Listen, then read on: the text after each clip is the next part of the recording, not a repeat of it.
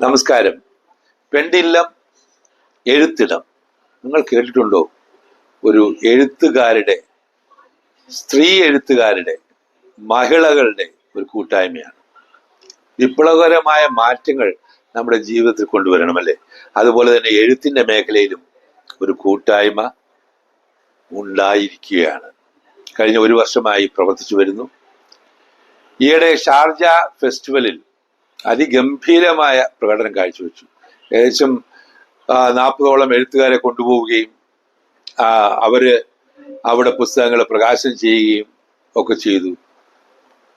നമുക്കെല്ലാവർക്കും ഉള്ളിൽ പല ആഗ്രഹങ്ങളുണ്ട്.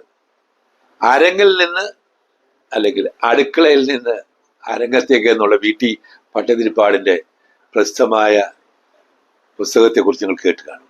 അതുപോലെ തന്നെ അടുക്കളയിൽ നിന്ന് ഒരു സാഹിത്യത്തിന്റെ ലോകത്തിലേക്ക്, അരങ്ങിലേക്ക് തന്നെ ഈ കൂട്ടായ്മ ഇത്രയും എഴുത്തുകാരെ കൊണ്ടുവന്നിരിക്കുകയാണ്. ഇവർക്ക് പുരുഷ വിരോധമൊന്നുമില്ല കേട്ടോ.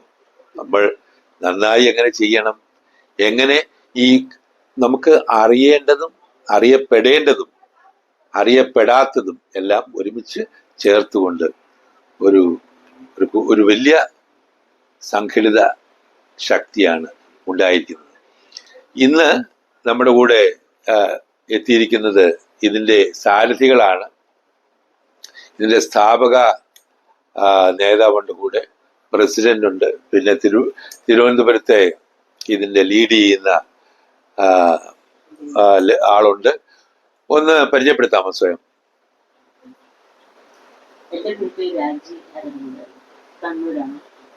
പെണ്ണില്ലം എന്നുള്ള ഒരു വലിയ ഈ പ്രസ്ഥാനത്തിന്റെ സ്ഥാപകയാണ്. അവിടെ നിന്നാണിത് ആദ്യം രൂപീകരിക്കപ്പെട്ടത്. ഒരു വർഷത്തിന് മുമ്പ്, അതായത് ഒക്ടോബർ 17-ാം തീയതിയാണ് കണ്ണൂർ ഇരിട്ടിയിൽ വെച്ചിട്ട് ഈ ഒരു പെൺകൂട്ടായ്മയ്ക്ക് ഞങ്ങൾ തുടക്കം വെച്ചത്. അത് വളരെ ഇത്രയും അന്ന് ആ കൂട്ടായ്മ രൂപീകരിക്കുന്ന സമയത്ത് ഒരിക്കലും നമ്മൾ പ്രതീക്ഷിക്കാതിരുന്ന ഒരു കാര്യമാണ് പെണ്ണില്ലത്തിന്റെ ഇത്രയും നിലവാരത്തിലേക്കുള്ള വളർച്ചയൊന്നും ഞങ്ങൾ ഉദ്ദേശിച്ചതില്ല. അത് അങ്ങനൊരു ചിന്ത പോലും ഉണ്ടായിരുന്നില്ല. ഒരു 20 പേരുടെ ഒരു വനിതാ കൂട്ടായ്മ രൂപീകരിക്കുകയും ഒരു കവിതാ സമാഹാരം നമുക്ക് രൂപപ്പെടുത്തണം എന്നുള്ളൊരു തീരുമാനം മാത്രമായിരുന്നു അന്ന് എടുത്തത്. ആ തീരുമാനം എടുക്കാനുണ്ടായിരുന്ന കാരണം സാഹിത്യ മേഖലയിൽ അഭിരുചി ഉണ്ടായിരുന്നിട്ട് കഴിവ് തെളിയിക്കേണ്ടതയാതെ അവസരങ്ങൾ ലഭിക്കാതെ പോയ ഒരു കൂട്ടം വനിതകൾ. അപ്പൊ അങ്ങനെയാണ് 20 വനിതകളുടെ ഒരു കവിതാ സമാഹാരത്തിന് രൂപം കൊടുക്കുമ്പോൾ ഞങ്ങൾ പെണ്ണിന്റെ ആയിരുന്നില്ല ഞങ്ങളുടെ മനസ്സിലുണ്ടായിരുന്നത്. ആ സംഘടനയ്ക്ക്, ആ വാട്സപ്പ് കൂട്ടായ്മയായിരുന്നു. ആ വാട്സപ്പ് കൂട്ടായ്മയ്ക്ക് ഞങ്ങൾ കൊടുത്ത പേര് താച്ചി എന്നായിരുന്നു. താച്ചി എന്ന് പറഞ്ഞാൽ മലബാറിന്റെ അമ്മൂമ്മ എന്ന് പറയും. അപ്പൊ ഞാൻ ലീഡ് ചെയ്തുകൊണ്ട് എൻ്റെ താഴെ കുറച്ച് കുട്ടികൾ, അതാണ് എൻ്റെ ഒരു മനസ്സിലുണ്ടായിരുന്ന ഒരു ആശയം. അങ്ങനെ താച്ചി എന്ന പേര് കൊടുത്ത് 20 കവിതകൾ കൊണ്ടുവന്നു. ആ കവിതയ്ക്ക് ഞങ്ങളുടെ പ്രത്യേകതയുണ്ടായിരുന്നു. ആത്മകഥാംശങ്ങൾ ഉൾപ്പെടുത്തിക്കൊണ്ടുള്ള കവിതകൾ വേണം എന്നുള്ള ഒരു തീരുമാനം അത് എൻ്റെ തന്നെയായിരുന്നു. ആ ഒരു തീരുമാനം നടപ്പിലാക്കിയതാണ് പെണ്ണില്ല ഇത്രയും വൈഡായിട്ട് വരാൻ ഉണ്ടായ ഒരു കാരണം എന്ന് ഞാൻ കുറച്ച് വിശ്വസിക്കാണ്. കാരണം ഒരിക്കലും ഒരു കവിത എഴുതിയാൽ അതിൻ്റെ ഒരു ആത്മകഥ ഉണ്ട് എന്ന് ആരും പറയാറില്ല. പക്ഷെ ഞങ്ങളുടെ ലേഡീസ് 20 പേരും അതിന് തയ്യാറായി. അപ്പൊ അങ്ങനെയാണ് ആ ആത്മകഥാംശം ഉൾപ്പെടുത്തിക്കൊണ്ടുള്ള ഒരു 20 പേരുടെ കവിതാ സമാഹാരം നമ്മളൊരു പബ്ലിഷറുടെ കയ്യിൽ കൊടുക്കുമ്പോൾ അദ്ദേഹമാണ് ഇതിന്റെ സാധ്യതകളെ കുറിച്ചിട്ട് എന്നോട് പറഞ്ഞത് ഇതങ്ങനെ ചെയ്യേണ്ട ഒരു കൺസെപ്റ്റ് അല്ല, നിങ്ങൾ വിചാരിക്കുന്നതിലേറെ ഇതിന് മഹത്വമുള്ളതാണ്. ഇത് വളർത്തിയാൽ നിങ്ങൾ പിന്നെടുത്ത് കിട്ടാത്ത രീതിയിലുള്ള ഒരു വളർച്ചയിലേക്ക് പോകാനല്ല സാധ്യതയുണ്ട്. അതുകൊണ്ട് ഇത് നിങ്ങളുടെ കണ്ണൂർ ജില്ലയിലെ ഇരിട്ടി താലൂക്കിൽ നിർത്തേണ്ടതല്ല, ഇത് കേരളം മുഴുവൻ പോകണം എന്ന് പറഞ്ഞിട്ട് അദ്ദേഹത്തിന്റെ ഒരു വാട്സപ്പ് കൂട്ടായ്മയിലും മറ്റ് ബന്ധപ്പെട്ടിരിക്കുന്ന ചില പേജുകളിലും ഈ താച്ചി എന്നുള്ള കവിതാ സമാഹാരത്തെ കുറിച്ച് ഇൻട്രൊഡ്യൂസ് ചെയ്യുകയും അതിലൂടെ വന്നവരാണ് ഇപ്പോൾ ഇവിടെ ഇരിക്കുന്ന പ്രസിഡന്റും അതേപോലെ നവീനായും ഒക്കെ തന്നെ ആ ഒരു കൂടെ അന്ന് ഈ കൂട്ടായ്മയായിട്ട് ചേർന്നവരാണ്. അതിന്റെ പേരിലാണ് 40 പിന്നെ ഞങ്ങൾ വളർത്തി 20-40. അപ്പൊ 20-40 40 പേരുടെ കവിതയാണ് നേരത്തെ സാറ് പറഞ്ഞതുപോലെ 40 പേരുടെ ഒരു കവിതാ സമാഹാരമാണ് പെണ്ണില്ലം എന്നുള്ള പുസ്തകത്തിന്റെ ടൈറ്റിലാണ് പെണ്ണില്ലം. ആ ടൈറ്റിലില് ഞങ്ങൾ പ്രകാശനം ചെയ്യുകയും എല്ലാവരും ആത്മകഥ രൂപത്തിൽ തന്നെയാണ് അത് എഴുതിയത്. അങ്ങനെ തൃശ്ശൂർ സാഹിത്യ അക്കാദമി ഹാളിൽ വെച്ചിട്ട് കഴിഞ്ഞ ഡിസംബർ 29 ഞങ്ങളുടെ തൃശ്ശൂർ സാഹിത്യ അക്കാദമി ഹാളിൽ വെച്ചിട്ട് പ്രകാശനം ചെയ്യുന്നത്. ചെരുവള്ളൂർ സാറാണ് പ്രകാശനം ചെയ്ത്. ഡോക്ടർ റോസി തമ്പിയുടെ ഏറ്റവുമായിട്ടുണ്ട്. അപ്പൊ ഈ 40 പേരും അതിനകത്ത് പങ്കെടുത്ത് അവരുടെ ഫെമിനിസം അവിടുത്തെ അതിന്റെ ഓരോ സന്തോഷമാണ് ഞങ്ങൾ ഈ വാർഷികം ഈ ഡിസംബർ 29 നടത്തണം എന്നുള്ള തീരുമാനം അവിടെ നിന്നെടുത്താണ്. Okay, thank you. അപ്പോൾ 29 1-ാം വർഷത്തിലേക്ക് കടക്കുകയാണ് അല്ലേ? പ്രസിഡന്റാണ്, സാരഥിയാണ്, ലീഡറാണ്. ഈ താച്ചിയിൽ നിന്നും പെണ്ണില്ലം എഴുത്തിടം എത്തി. ഈ ഷാർജ പുസ്തകോത്സവത്തിൽ നിങ്ങളുടെ ഒരു വലിയ സാന്നിധ്യമായിരുന്നു. ഒരു വൈറലായൊരു ന്യൂസാണ്. അതുപോലെ ഒരു ആദ്യമായിട്ടാണ് ഇങ്ങനെ ഷാർജ പുസ്തക ഫെസ്റ്റിവലിൽ, അല്ലെങ്കിൽ ഏത് പുസ്തക ഫെസ്റ്റിവലിലാണെങ്കിൽ പോലും ഒരു സ്ത്രീകളുടെ ഒരു കൂട്ടായ്മ, സാഹിത്യം ഒരുപാട് കൂട്ടായ്മകളുണ്ട് എങ്കിൽ പോലും വളരെ ക്രോഡീകരിച്ച് ഒരുമിച്ച് നിന്നുകൊണ്ട്. കാര്യം ഞാൻ കേട്ടിരിക്കുന്നത് ഈ സ്ത്രീകളെ ഒരുമിച്ച് നിർത്താൻ കുറച്ച് പാടാണ്, ആണുങ്ങളെ കുറെ കൂടെ എളുപ്പത്തിൽ നിർത്താം. എങ്ങനെയായിരുന്നു ആ ഷാർജയിലേക്കുള്ള എത്തിപ്പെടൽ? അതിനു മുൻപ് പെണ്ണില്ലം എന്ന സംഘടന രൂപീകൃതമായിട്ടുള്ള ഞങ്ങളുടെ ഫസ്റ്റ് സ്റ്റെപ്പുകളെ കുറിച്ചൊന്നും പറയാതെ എനിക്ക് ഷാർജയിലേക്ക് തീർച്ചയായും. അപ്പോ താച്ചി എന്ന സംഘടനയിൽ തുടങ്ങി പെണ്ണില്ലം എന്ന ഫസ്റ്റ് പുസ്തകം പുറത്തിറക്കി. തുടർന്ന് പെണ്ണില്ലം എഴുത്തുകൂട്ടായ്മ എന്ന രീതിയിൽ ഞങ്ങൾ മുന്നോട്ട് പോവുകയാണ്. അപ്പോൾ അതൊരു ഡിസംബർ 29 എന്ന് പറയുമ്പോൾ ജനുവരി മുതൽ ഞങ്ങൾ പെണ്ണില്ലം എഴുത്തുകൂട്ടായ്മയായി. അൺഒഫീഷ്യലായിട്ട് മീൻസ് ഒരു വാട്സപ്പ് കൂട്ടായ്മയായിട്ട് മുന്നോട്ട് അതിലുള്ള 40 പേരുമായിട്ട് പോവുകയാണ്. അപ്പൊ നെക്സ്റ്റ് സ്റ്റെപ്പ് നമ്മുടെ എന്താണ്? അതിൽ ആദ്യം വന്നത് ഇതിലുള്ള എഴുത്തുകാരികളെ 40 പേരെ 4 വഴിക്ക് പോകാതെ ചേർത്ത് നിർത്തണം. അതിനായിട്ട് ഞങ്ങളുടെ സാരഥി രാജി അരവിന്ദ് മാം ഒരുപാട് ഐഡിയകളുള്ള ഒരു വ്യക്തിയാണ്, പറയാതിരിക്കാൻ വയ്യ. മാം കണ്ടെത്തിയ വഴി എന്താണെന്നുണ്ടെങ്കിൽ നമുക്ക് ഒരു എന്റർടൈൻമെന്റ് പ്രോഗ്രാം ഇതിൽ കണ്ടിന്യൂസ് ആയിട്ട് പോകണം. അതിന് കണ്ടെത്തിയ വഴിയാണ് റേഡിയോ, പെണ്ണില്ലം റേഡിയോ. അങ്ങനെ ജനുവരി 10-ാം തീയതി മുതൽ മാം ഒരു റേഡിയോ സ്റ്റാർട്ട് ചെയ്യാണ്. അതിലൊരു പ്രഭാതവന്ദനം, പിന്നെ ഒരു ന്യൂസ്, ആരുടെയെങ്കിലും 1-2 പാട്ട്, അങ്ങനെ ആ രീതിയിൽ ന്യൂസ് വായിക്കുന്ന ഒരു അംഗം ഞങ്ങൾക്കുണ്ട്. അത് മനസ്സിലാക്കിയപ്പോൾ അവരെ കൊണ്ട് ന്യൂസ് വായിപ്പിച്ചുകൊണ്ട് 10-ാം തീയതി സ്റ്റാർട്ട് ചെയ്യുന്നു. ജനുവരി 10-ന് 2 ദിവസം കഴിഞ്ഞപ്പോൾ 4 ദിവസം അല്ലേ, 4 ദിവസം പോയി കഴിഞ്ഞപ്പോൾ 4 ദിവസം ഈ പരിപാടി കേട്ടിട്ട് ഞാൻ അതിന് നല്ല രീതിയിലുള്ള റിവ്യൂ ഒക്കെ ഇടുകയായിരുന്നു. അത് വായിച്ചിട്ടായിരിക്കണം 4-ാം ദിവസം രാത്രി എന്നെ വിളിച്ചു. എനിക്ക് ജോലിയുണ്ട്, എനിക്കിത് മുന്നോട്ട് കൊണ്ടുപോകാനായിട്ട് ടൈം ഇല്ല, അനിതയ്ക്ക് ചെയ്യാമോ എന്ന് ചോദിച്ചു. ഞാൻ പറഞ്ഞു ഓക്കെ ഞാൻ ചെയ്യാം. അങ്ങനെ അടുത്ത ദിവസം തൊട്ട് ഒരു ജനുവരി 15 മുതൽ ഞാനത് റൺ ചെയ്യാൻ തുടങ്ങി. അതാണ് ഫസ്റ്റ് ഞങ്ങൾ ഒരു കൂട്ടായ്മ എന്ന രീതിയിൽ ചെയ്ത ആദ്യത്തെ സ്റ്റെപ്പ്. ട്രഡീഷണൽ റേഡിയോ മോഡലിൽ തന്നെ, ആകാശവാണിയുടെ മോഡലിൽ പ്രഭാതവന്ദനം മുതൽ വാർത്ത വരെ നീങ്ങുന്ന ഒരു 2 മണിക്കൂർ പരിപാടി. ഉടനെ തന്നെ അടുത്ത ദിവസം വന്നു, നമുക്കിത് ഇങ്ങനെ നിർത്തിയാൻ പറ്റില്ല, നമുക്ക് എന്തെങ്കിലും ചെയ്താലോ. അപ്പൊ പുതിയ കാര്യങ്ങൾ, അടുത്ത പുസ്തകം നമുക്ക് എന്ന് ഇറക്കണം. അപ്പൊ അവിടുത്തെ പിന്നെ ഇന്ന് ഞങ്ങൾ കമ്മ്യൂണിക്കേഷൻ ഉണ്ട്, എന്തിറക്കണം നമുക്ക്. ഇനി അടുത്ത വരുന്ന ഒരു ഡേറ്റ് എന്ന് പറയുന്നത് ഫെബ്രുവരിയിലെ വാലന്റൈൻസ് ഡേ ആണ്, പ്രണയദിനത്തിന്റെ അല്ല അതിന് മുന്നേ പുസ്തകം അതിലേക്ക് വരാം. ഫെബ്രുവരി 14 പ്രണയദിനത്തിന് ഞങ്ങള് 43 എഴുത്തുകാരികളുടെ പ്രണയ രചനകൾ, അത് എങ്ങനെയാണെന്നുണ്ടെങ്കിൽ പ്രണയത്തെ സംബന്ധിച്ചുള്ള കാഴ്ചപ്പാടുകൾ ഉൾപ്പെടുത്തിക്കൊണ്ട് കഥയോ കവിതയോ എഴുതാം, പ്ലസ് പ്രണയ സങ്കല്പം അല്ലെങ്കിൽ അനുഭവം, അതിന്റെ ഒരു അനുഭവ കുറിപ്പും കൂടെ സഹിതം എല്ലാം വ്യത്യസ്തമായിട്ട് തന്നെയാണ് ഞങ്ങൾ ചെയ്യുന്നത്. ഫെബ്രുവരി 14 കഴിഞ്ഞ ഡിസംബർ 29 കഴിഞ്ഞ ഫെബ്രുവരി 14 രണ്ടാമത്തെ പുസ്തകം ഇതിന്റെ അത് പറയാതെ എനിക്ക് ഷാർജയിലേക്ക് വരാൻ പറ്റില്ല. അപ്പൊ ഇല്ലത്തെ പ്രണയനികൾ എന്ന ഞങ്ങളുടെ 2ാമത്തെ പുസ്തകം ഇറക്കി. അടുത്തതാണ് കുറച്ചും കൂടി വിപ്ലവകരമായത്. ഇത് ഫെബ്രുവരി 14 കഴിഞ്ഞ മാർച്ച് 8-ന് ഞങ്ങൾ അടുത്ത പുസ്തകം ഇറക്കി. 45 പേര്. പിന്നെ നമ്മളത് പ്രകാശനം ചെയ്തത് ഗാന്ധി ഭവൻ ഫെബ്രുവരി 14 പത്തനാപുരം ഗാന്ധി ഭവനിൽ വെച്ച് 2ാമത്തെ പുസ്തകം ഇറങ്ങുന്നു, ഇല്ലത്തെ പ്രണയനികള്. മാർച്ച് 8 അനൗൺസ് ചെയ്തു സാർ അടുത്ത പുസ്തകം. മാർച്ച് 8-ന് അടുത്ത പുസ്തകം 20 ദിവസം 21-ാമത്തെ ദിവസം പുസ്തകം ഇറങ്ങി. 3-ാമത്തെ പ്രകാശനം. അപ്പൊ 3-ാമത്തെ പുസ്തകം അന്ന് ഫെബ്രുവരി 14 അനൗൺസ് ചെയ്യുന്നു. മാർച്ച് 8-ന് മൂന്നാമത്തെ പുസ്തകം വനിതാ ദിനം പെണ്ണില്ലത്തിന്റെ കാഴ്ചപ്പാടുകൾ ലേഖനങ്ങളായിരുന്നു. 45 പേര് അത് ഇറങ്ങി. അങ്ങനെ 3 പുസ്തകം ഇറക്കി. അവിടെ നിന്നില്ല.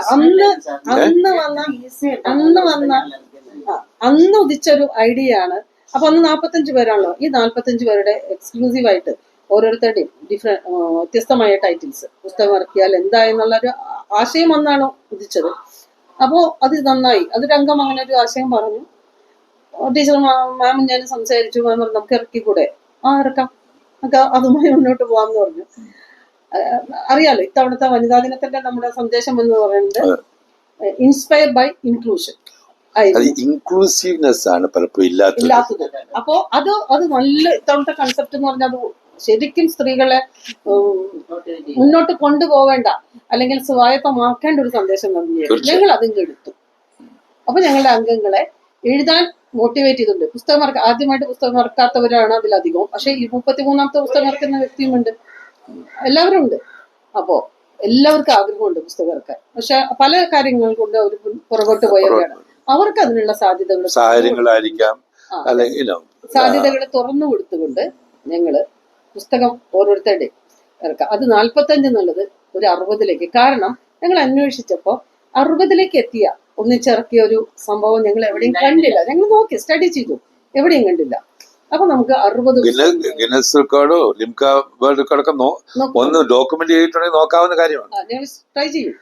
അപ്പൊ ഫണ്ടാണ് പ്രശ്നം. പക്ഷെ ഞങ്ങൾ അതൊക്കെ ചെയ്യും. അല്ല, ഈ സന്മനസ്സുകൾ ഇങ്ങനെയുള്ള കൂട്ടായ്മയ്ക്ക് ഫണ്ട് ചെയ്തില്ലെങ്കിൽ എന്താണ്? നമുക്കറിയാം ഒരുപാട് ഫുഡ്, ഷെൽട്ടർ ഇതെല്ലാം വേണം, അതിനൊക്കെ നമുക്ക് ഫണ്ട് വേണം. പക്ഷെ ഈ ഒരു ക്രിയേറ്റിവിറ്റി ഇല്ലാതെ പിന്നെ നമുക്ക് നമുക്ക് ഡെലിവറി ചെയ്യാൻ പറ്റില്ലല്ലോ. ശരിക്കും പറഞ്ഞാൽ ഒരു വലിയ കൂട്ടായ്മയില് എല്ലാവർക്കും ഒരു തീരുമാനം ഒന്നായിട്ടാണ്. ഞങ്ങൾക്കൊരു ഇല്ലാത്തൊരു സ്പിരിറ്റ് ഒന്നുമില്ല. എല്ലാവരും ഒരേ തീരുമാനം എല്ലാവരും ചെയ്യണം. ഞങ്ങൾ രണ്ടും തീരുമാനിക്കും, അതങ്ങ് നടപ്പാക്കുകയാണ്. എത്ര കൂട്ടായ്മയാണ് അല്ല കാര്യം, നിങ്ങൾ ചെയ്യുന്ന നല്ല കാര്യങ്ങൾക്ക് എപ്പോഴും ആളുകൾ സപ്പോർട്ട് ചെയ്യും. നമ്മൾ എന്തൊക്കെ പറഞ്ഞാലും നിങ്ങളത് ഒരു ഐകമത്യം, മഹാബലം, നിങ്ങൾ അത് വിശ്വാസമാണല്ലേ. ട്രസ്റ്റ് ആൻഡ് ട്രാൻസ്പെറൻസി ആണ് ലീഡർഷിപ്പിന് വേണ്ടത്. അത് നിങ്ങൾ കൊടുത്തു. പറഞ്ഞോളൂ. അപ്പോ 60 പുസ്തകങ്ങൾ എന്നല്ല അത് അനൗൺസ് ചെയ്തു ഗ്രൂപ്പില്. എല്ലാവർക്കും ഭയങ്കര സന്തോഷം. എല്ലാവരും എഴുതാൻ തുടങ്ങി. അപ്പൊ ഞങ്ങളൊരു ഡേറ്റ് കൊടുത്തു. ജൂൺ 30-ന് ഉള്ളില് രചനകൾ തന്നു തുടങ്ങണം എന്നുള്ളത്. പക്ഷെ അതിന് മുന്നേ തന്നെ ഈ 60 പുസ്തകം എന്നുള്ള ഐഡിയ ഉറപ്പിച്ചു കഴിഞ്ഞപ്പോൾ തന്നെ മാം എന്നോട് ഷെയർ ചെയ്തു, അനിത ഇതിന്റെ പ്രകാശനം നമുക്ക് ഷാർജ ഇന്റർനാഷണൽ ബുക്ക് ഫെയറിൽ ചെയ്യണം, എന്തെങ്കിലും സാധ്യതയുണ്ടോ? ഞാൻ പറഞ്ഞു സാധ്യത ഉണ്ടാക്കും, നമുക്ക് ഇറക്കാം. നോ ഇല്ല, അതെ അത്രേ ഉള്ളൂ. അതുപോലെ അപ്പൊ അങ്ങനെ മുന്നോട്ട് കൊള്ളു. അങ്ങനെയാണെങ്കിൽ നമുക്ക് ഈ പുസ്തകം പുറത്തൊരു പബ്ലിഷറെ കൊണ്ട് ചെയ്യിപ്പിക്കേണ്ട ആവശ്യമില്ല, നമുക്ക് തന്നെ പബ്ലിഷർ ആകാം. ആ തീരുമാനത്തിൽ നിന്ന് ഞങ്ങള് ഇതിനെ സൊസൈറ്റി ആക്ട് അനുസരിച്ച് ഒരു ലിറ്റററി അസോസിയേഷൻ ആയിട്ട് രജിസ്റ്റർ ചെയ്തു. അതിനുവേണ്ടി ഒരു 7 അംഗ എക്സിക്യൂട്ടീവ് കമ്മിറ്റി മിനിമം അത്രയും വേണം. എക്സിക്യൂട്ടീവ് കമ്മിറ്റി എടുത്ത് തൃശ്ശൂർ യോഗം ചേർന്ന് അതിന്റെ എല്ലാ നടപടിക്രമങ്ങളും പൂർത്തിയാക്കി ഏപ്രിൽ 5-ന് ഞങ്ങൾക്ക് സർട്ടിഫിക്കറ്റ് കിട്ടി, രജിസ്ട്രേഷൻ സർട്ടിഫിക്കറ്റ് കിട്ടി. തൊട്ട് അടുത്തതായിട്ട് നമുക്ക് പബ്ലിക്കേഷൻ ആവണമെങ്കിൽ ISBN നമ്പറിന്റെ കാര്യങ്ങൾ ചെയ്യണം, അതും ഫുൾഫിൽ ചെയ്തു.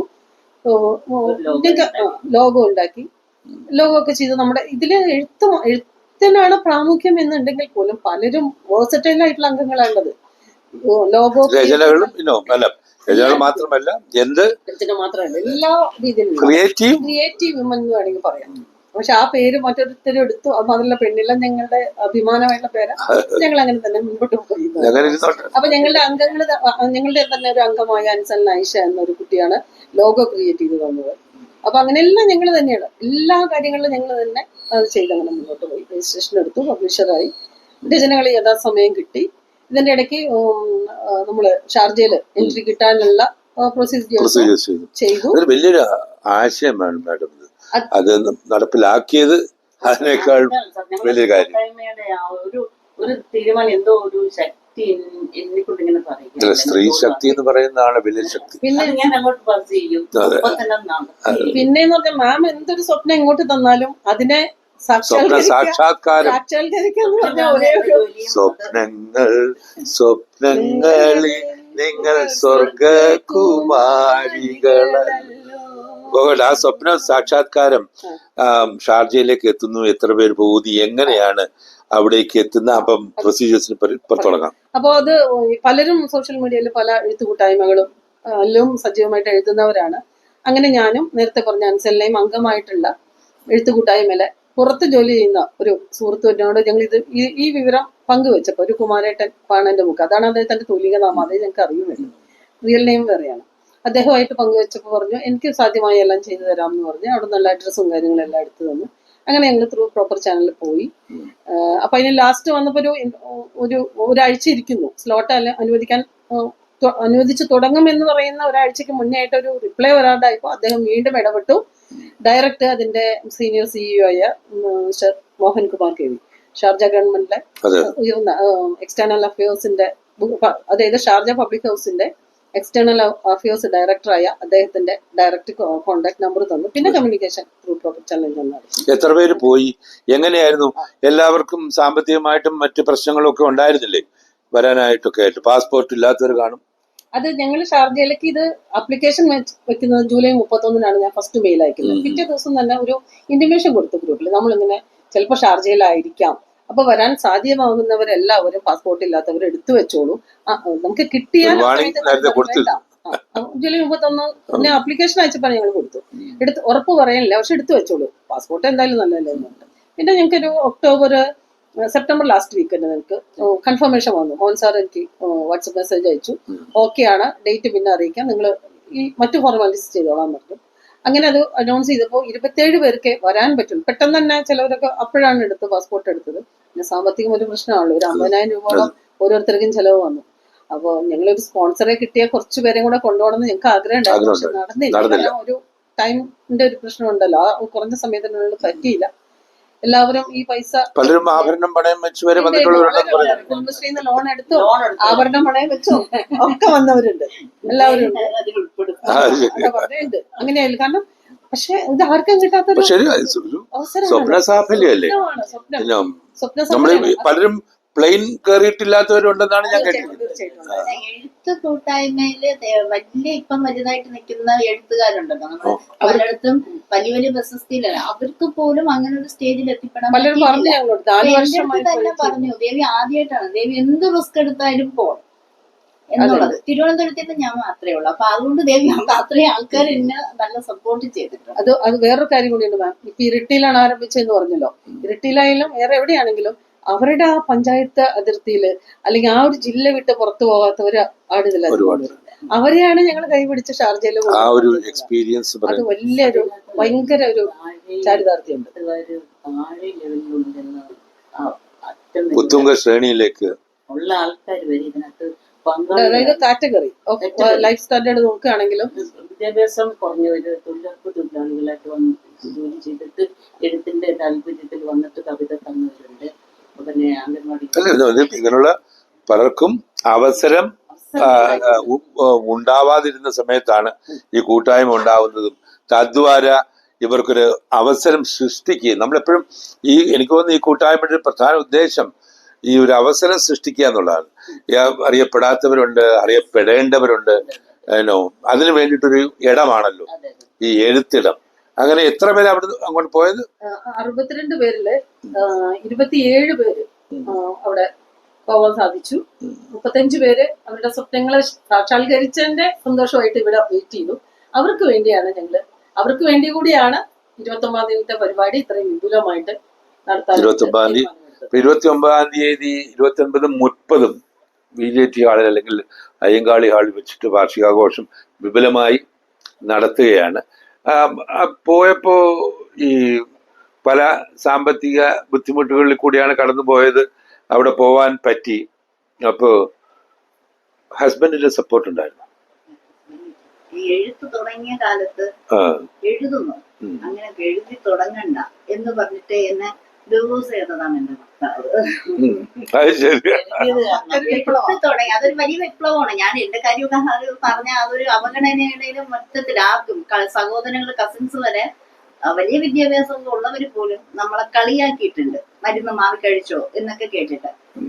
പക്ഷെ ഞാൻ നിറഞ്ഞ മനസ്സോടെയാണ് സത്യം പറഞ്ഞാൽ പെണ്ണില്ലത്തിൽ നിൽക്കുന്നത്. എന്റെ ആദ്യ ബുക്ക് മുതലേ ഞാൻ രാജ്യമ്മയെ അനുവദിച്ചിട്ട് ചേർത്തങ്ങ് പിടിക്കുക, അവരും എന്നെ ചേർത്തങ്ങ് പിടിക്കുക. എന്തുണ്ടെങ്കിലും അവരുടെ അടുത്ത് പറയുമ്പോ ഈ 62 പേരുടെ ഞാൻ ഓപ്പൺ ആയിട്ട് പറയുന്ന ഒരു വ്യക്തിയാണ്, തുറന്ന് പറയുന്നത്. തിരുവനന്തപുരം കാര്യം കൂടിയല്ലേ, പറയുന്ന ഒരു വ്യക്തിയാണ്. അപ്പൊ അങ്ങനെ പറയുമ്പോ അവര് നമ്മളെ ചേർത്ത് പിടിക്കുകയാണ്. ഒരു ടെൻഷൻ വേണ്ട, നമ്മളങ്ങ് എന്റെ അനുവദിച്ചെടുത്ത് എന്തും പറയും, എന്റെ എല്ലാ കാര്യവും അനുവദിച്ചിരിക്കും അറിയാം. അപ്പോ ചേച്ചിയുടെ അടുത്ത് പറയുമ്പോൾ ചേച്ചി പറയും, ദേവി ഞങ്ങളുണ്ട്, എഴുത്. ഈ ടീച്ചറിന്റെ അടുത്ത് ഇടയ്ക്ക് വെച്ച് പറഞ്ഞു, ടീച്ചറെ വേണ്ട, ഞാനില്ല, ബുക്കിന് എഴുതാൻ എനിക്ക് പറ്റുന്നില്ല, ഞാൻ ആകെ ഒരു പ്രത്യേക അവസ്ഥയിൽ നിൽക്കുക, ദേവി എഴുത്. ജൂലൈ 15 തന്നാൽ മതി. ജൂൺ 30 ഡേറ്റ് പറഞ്ഞിരുന്നത്, ജൂലൈ 15 തന്നാൽ മതി. ഇങ്ങനെയാണ് എന്റെ ആദ്യ ബുക്കാണ് എന്റെ ചെറുകഥ. ഒരിക്കലും ഇങ്ങനൊരു വലിയൊരു സ്റ്റേജിൽ എത്തിപ്പെടുമെന്ന് ഞാൻ എന്റെ സ്വപ്നത്തിൽ പോലും ഞാൻ വിചാരിച്ചു. എന്നെ കളിയാക്കി മാറ്റി നിർത്തി ഒരുപാട് പേരുണ്ട്, കുടുംബാംഗങ്ങൾ ഉൾപ്പെടെ. പിന്നെ നേരത്തെ പറഞ്ഞ ഹസ്ബൻഡ്, അവരെല്ലാവരും എന്നെ മാറ്റി നിർത്തിയതാണ്. പക്ഷെ ഇന്ന് അവരായിരിക്കും ഏറ്റവും കൂടുതൽ എനിക്ക് ഇപ്പൊ നിറഞ്ഞ മനസ്സോടെ ഞാൻ പറഞ്ഞില്ലേ, പെണ്ണില്ലം എന്ന് പറയുന്ന ഒരു ഇതിലോട്ട് എത്തുമ്പോൾ എനിക്ക് ഏറ്റവും കൂടുതൽ തോന്നിയിട്ട് ഇത്രയും വലിയൊരു സ്റ്റേജില് എത്തിപ്പെടാൻ പറ്റിയത് ദൈവാനുഗ്രഹത്തിന് പുറമെ പെണ്ണില്ലം എന്ന് പറയുന്ന ആ അമ്മയുടെ നാവിൽ നിന്ന് വന്ന ആ ചേർത്ത് പിടിക്കലാണ്. ഒരുപാട് ഇനിയും സത്യം പറഞ്ഞ പെണ്ണില്ലം ഉയരങ്ങളിലെത്തും. നമ്മളത് ചേർത്ത് പിടിക്കണമല്ലോ. ഇതിന്റെയൊക്കെ ഒരു സമാപനം ഒരു വാക്ക് എന്റെ മനസ്സിൽ ഇപ്പോഴും നിൽക്കുന്നത്, പറഞ്ഞല്ലോ, ഇത് രൂപീകരിക്കാൻ ഒരു എന്തോ ഒരു തള്ളൽ എന്റെ മനസ്സിൽ ഊർജം വന്നു. ഞാൻ അതിന് രൂപീകരിച്ചു, ആർജവമാക്കി. ഇവരെല്ലാരും കൂടിയാണ് അത് ചെയ്തത്. ഞാനത് കാണിച്ചു കൊടുത്തിട്ടുണ്ട്. ഇത്രയും വലുതാക്കിയത് ഇവരാണ്. അഞ്ചാടെ തൊട്ട് ഭയങ്കരമാണ്. ജീവിതം തന്നെ ഇതിനു വേണ്ടി മാറ്റി വെച്ചിരിക്കുന്ന വ്യക്തിയാണ്. ഒന്നും അതൊരു തടസ്സമില്ല, എല്ലാവരും അംഗീകരിച്ചായിരുന്നു. പക്ഷെ എന്റെ ഒരു ഉള്ളിൽ നിന്നുള്ള ഒരു കാഴ്ചപ്പാട്, ഇത് രൂപീകരിക്കാൻ എനിക്ക് കിട്ടിയ ആ ഒരു ഊർജം, അവസരം കൊടുത്താൽ ഒരു മൂന്നാം കണ്ണ് തുറക്കുന്ന ഒരു അവസ്ഥ സ്ത്രീകളിലുണ്ട്. അതാണ് ഇപ്പൊ കണ്ടുവരുന്നത്. അവസരം കിട്ടിയപ്പോ എനിക്ക് രോമാഞ്ചുണ്ടാവില്ല. അത്രയ്ക്ക് ഇതിനോട് ഇൻവോൾവ് ആയിട്ട് ഒരുപാട് ഇനി അവസരം കൊടുത്താൽ കൊണ്ടുവരാൻ പറ്റുന്ന ഒരുപാട് സ്ത്രീകൾ നമ്മുടെ ഇടയിലുണ്ട്. ഞങ്ങൾ അവർക്കുള്ള അവസരങ്ങൾ കൊടുക്കുകയാണ്. പെണ്ണില്ലെന്നുള്ള ഈ ഒരു കൂട്ടായ്മയുടെ രൂപീകരണ സമയം മുതൽ ഇപ്പം വരെയുള്ള ആ ഒരു അവസ്ഥയിൽ നിന്നും ഞാൻ ഇതിന്റെ ഒരു രൂപീകരിക്കപ്പെട്ട ആള്, ഇവരെല്ലാവരും എനിക്കൊരു ഓമന പേര് തന്നിട്ടുണ്ട്, ഇല്ലത്തമ്മയുണ്ട്. അപ്പൊ ആ ഇല്ലത്തമ്മ അവരുടെ അത് ഞാൻ സ്വീകരിച്ച എന്റെ മക്കള് ഇല്ലത്തവരാണോ ഞാൻ. എന്റെ ഒരു തീരുമാനം അല്ലെങ്കിൽ ഒരു കാഴ്ചപ്പാട് ഇപ്പോഴും നിലനിൽക്കുന്നത്, അവസരം കിട്ടിയാൽ ഏത് രീതിയിലും വളരാൻ കഴിയുന്ന ഒരു മൂന്നാം കണ്ണ് ഈ എല്ലാ ലേഡീസിനും ഉണ്ടാവും. അവർക്ക് അവസരം കിട്ടിയാൽ മതി എന്നുള്ള ഒരു കാഴ്ചപ്പാടിലാണ് ഇപ്പം ഞാനുള്ളത്. അതുകൊണ്ട് തന്നെ ഇനിയും പെണ്ണിന്റെ വളർത്തും. അതിലൂടെ ഒരുപാട് സ്ത്രീകളെ, സർഗപരമായ കഴിവുകളുള്ള സ്ത്രീകളെ നമുക്ക് ഇതിലൂടെ വളർത്തിയെടുക്കാൻ പറ്റും എന്നുള്ള ഒരു വലിയ ആത്മവിശ്വാസത്തിലാണ് ഇപ്പം ഞാൻ. അനിത, നമ്മളിപ്പം ഇത്രയും പേര്, എത്ര പേരുണ്ട് ഇപ്പോ? ഇപ്പോ അംഗങ്ങള് 78 പേരുണ്ട്. 62 പേരുടെ പുസ്തകങ്ങളാണ് നമ്മൾ പ്രസിദ്ധീകരിച്ചതെന്ന് മാത്രം. അതില് 60 തുടങ്ങി 62 എത്തിയതും എനിക്കൊന്ന് പറയേണ്ടി വരും. അവസാന ദിവസങ്ങളിലാണ്, ഒക്ടോബർ 5 ലാസ്റ്റ് ഡേറ്റ് ഫിക്സ് ചെയ്ത്, ആ ഒക്ടോബർ 5 രാത്രിയും ഒക്ടോബർ 6 ഞങ്ങൾക്ക് 2 പേരും കൂടെ വന്നത്. ഒക്ടോബർ 5 രാത്രി ഇതേപോലെ ഒരു കുട്ടി, എഴുത്തിടത്തിൽ അറിയുന്ന ഒരു കുട്ടിയാണ്, വിളിച്ചിട്ട് ചോദിച്ചു, എന്റെ എല്ലാം റെഡിയാണ്, പൈസ റെഡിയാണ്, എന്നെ എടുക്കുമോ, ഡേറ്റ് കഴിഞ്ഞു എന്ന് ചോദിച്ചു. അപ്പൊ എനിക്കറിയാം, കുട്ടിയെ ഞാൻ വായിച്ചിട്ടുണ്ട്, എന്തായാലും ഒരു പ്രിവ്യൂവിന്റെ ആവശ്യം വരില്ല എന്നുള്ളൊരു ഉറപ്പുണ്ടായിരുന്നുകൊണ്ട് മാമിനോട് 5 ഉറപ്പാണെങ്കിൽ എടുത്തോന്ന് പറഞ്ഞു. അങ്ങനെ 61 ആയി. 62ാമത്തെ കുട്ടി എന്ന് പറയുന്നത് ഒരു സ്പെഷ്യലി ഏബിൾഡ് കുട്ടിയാണ്. 4-ാം വയസ്സിൽ പോളിയോ ബാധിച്ച് വീൽ ചെയറിലാണ് പിന്നെ അവിടെ നിന്ന് ഇങ്ങോട്ടുള്ള ലൈഫ്. ഇപ്പൊ 40 വയസ്സ് കഴിഞ്ഞു, മാരീഡാണ്. ബിറ്റ്വീൻ ഒരു കുട്ടിയുണ്ട്. അപ്പൊ ആ കുട്ടി മാമിനോട് പറയുകയാണ്, എന്റെ ഏറ്റവും വലിയ ഒരു പുസ്തകം ഇറക്കിയിട്ടുണ്ട്, ഏറ്റവും വലിയ ജീവിതാഭിലാഷം എന്ന് പറയുന്നത് ഷാർജയിൽ ഒരു ബുക്ക് ഇറക്കുക എന്നുള്ളതാണ്. ഞാൻ അഡ്വർടൈസ്മെന്റ് ഒക്കെ കണ്ടു, എന്നെ കൂടെ എടുക്കോ, ഡേറ്റ് കഴിഞ്ഞു എന്ന് ചോദിച്ചിട്ട്. അപ്പൊ ഞങ്ങൾക്ക് അത് അവഗണിക്കാൻ പറ്റില്ല. കാരണം നമ്മൾ അവസരം കാത്തിരിക്കുന്നവരെ ചേർത്ത് പിടിക്കാനുള്ള സംഘടനയാണ്. അപ്പൊ ഡേറ്റ് കഴിഞ്ഞ് 60 ഉള്ളൂ എന്നുള്ളൊരു വിഷയം അവിടെ കൊണ്ടുപോകാൻ പറ്റി വന്നില്ല, വരാൻ പറ്റുന്നുണ്ടായില്ല. പക്ഷെ ആ കുട്ടിയുടെ പുസ്തകം കൂടി അപ്പൊ ഞാൻ അതിനെ ഒഫീഷ്യലി മോഹൻ സാറിനോട് സംസാരിച്ചപ്പോ അതിനെന്തായിക്കോളൂ എന്ന് പറഞ്ഞു. അങ്ങനെ ജ്വാലയാണ്, ശക്തിയാണ്, ഊർജമാണ്. എന്തായിരിക്കും ഈ കൂട്ടായ്മയുടെ ഇനിയുള്ള വളർച്ച? എനിക്ക് തോന്നുന്നത് ലോകത്ത് ഇതുപോലെ ഒരു ക്രിയാത്മകമായ ഒരു സ്ത്രീകളുടെ ഒരു കൂട്ടായ്മ ഉണ്ടായിട്ടുണ്ടോ എന്ന് എനിക്ക് അറിഞ്ഞുകൂടാ. ഏതായാലും ഈ ഒരു വലിയ സംരംഭം ഒരു പ്രസ്ഥാനമായി വളർന്ന് ലോകമെമ്പാടും അറിയപ്പെടും എന്ന് തന്നെയാണ് എൻ്റെ വിശ്വാസം. ഇതിൻ്റെ സാരഥികളെ നമുക്ക് അഭിനന്ദിക്കാം. ഈ കൂട്ടായ്മയ്ക്ക് വേണ്ടി എന്ത് ചെയ്യാൻ കഴിയും എന്ന് നമുക്ക് ഓരോരുത്തരും ചിന്തിക്കാം. പുരുഷനായാലും സ്ത്രീയായാലും ഈ കൂട്ടായ്മകൾ നമ്മൾ വളർത്തണം. അവരുടെ സർഗാത്മകതകളെ മുന്നോട്ട് കൊണ്ടുവരാനുള്ള ഒരു എന്ത് സഹായവും ഏത് കോർപ്പറേറ്റ് മാനേജ്മെൻറ്റും മറ്റ് പ്രമുഖ വ്യവസായികളും ഒരുപാട് കാര്യങ്ങൾ ചെയ്യുന്നുണ്ട്. പലർക്കും വീട് വെച്ച് കൊടുക്കുന്നുണ്ട്, വിവാഹം കഴിച്ചു കൊടുക്കുന്നുണ്ട്. പക്ഷെ നമുക്ക് സർഗാത്മകത കൂടി വളർത്തിക്കൊണ്ട് വരുമ്പോൾ ഇതിനൊരു കൂടുതൽ ഊർജവും ആർജവും ഉണ്ടാവുമെന്ന് ഞാൻ വിശ്വസിക്കുന്നു. ഏതായാലും നിങ്ങൾ ഇവിടെ വരികയും നമ്മളോടൊപ്പം ചേരുകയും ചെയ്തതിൽ വളരെ സന്തോഷം. ഇതിന് എല്ലാവിധ ഭാവങ്ങളും ആശംസകളും നേരുന്നു. Hari Namboothiri signing off for global Indian news USA and Happiness Magic by Hari.